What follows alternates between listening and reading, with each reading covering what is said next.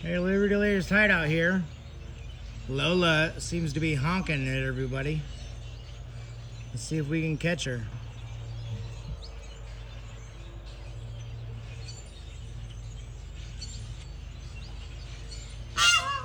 Oh yeah, there we go.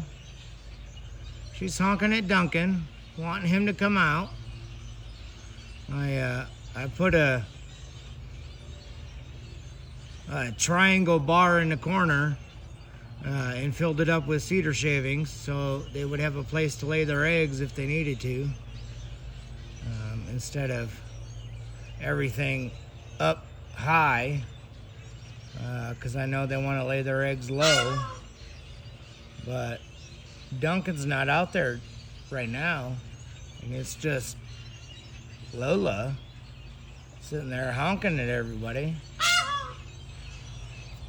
So if you would like and subscribe, appreciate it. Liberty Laters hideout and my peafowl. Thanks.